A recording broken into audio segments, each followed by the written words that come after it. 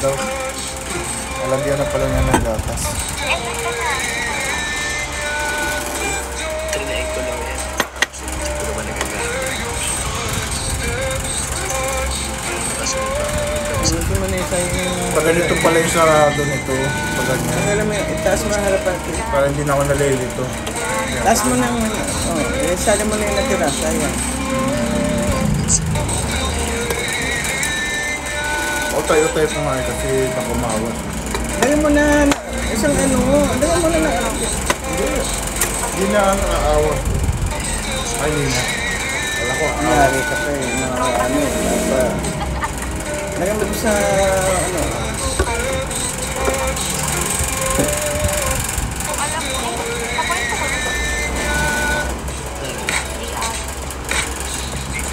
Pwede mo talaga ganito eh. Paano? Hindi ka naman nagpaparamdam. Siyempre nga nahiyan.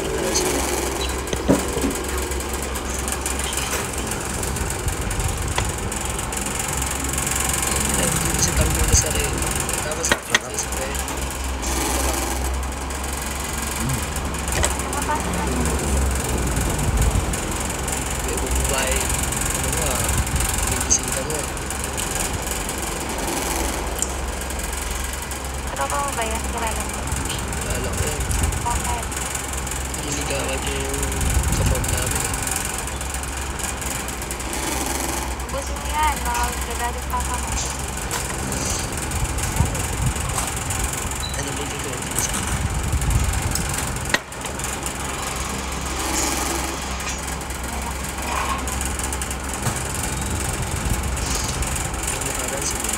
Natuwa yung parents ng asawa ko nung ginamit ko sa kanya tong form ko, Hair Guys TV. Hindi mo naman kailangan mag-bleach o magbasa pa para lang maging black ulit. Buhok niya instant, kahit ipapahid mo lang sa gray area ng buhok. At meron na rin tong built-in tool para pantay ang pagkakalaga. Long last. Tapos, Senator Bato de la Rosa tinawag na pabayang presidente si Marcos Jr.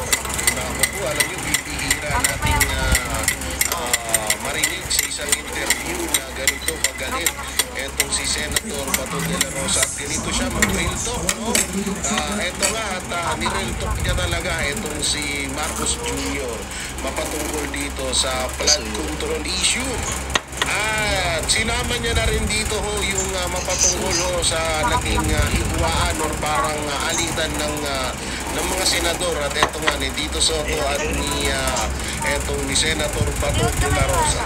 Excuse me, anak ni Marcoleta, binasag si Remulla. Naku, nagkasagutan, mainit na sagutan ng anak ni Senator Marcoleta, Rodante Marcoleta. Itong anak ni, itong si Remulla. Oh, pinagmukhang tanga sa sa house hearing ng anak ni Senator Marcoleta. Oo. Hindi ko lang matandaan yung pangalan niya, pero ito po ay isang congressman na anak ni Senator Marcoleta. At kamakailan lang talagang napag-uusapan dito dahil grabe sa katalinuhan din, mana sa kanyang ama. So dito nga talagang halos magka-utal-utal na itong si Remulla sa kakasagot. At dito sa mga katanungan ng anak ni Congressman ni Senador Marcoleta.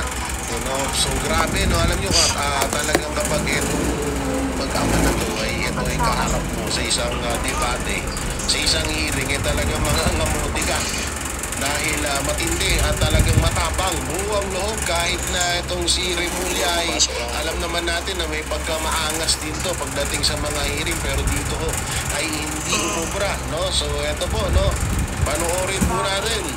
So syempre, para bago ang lahat, like and share nyo muna ang ating video at panoorin hanggang huli itong ating video na to para lubos nyo po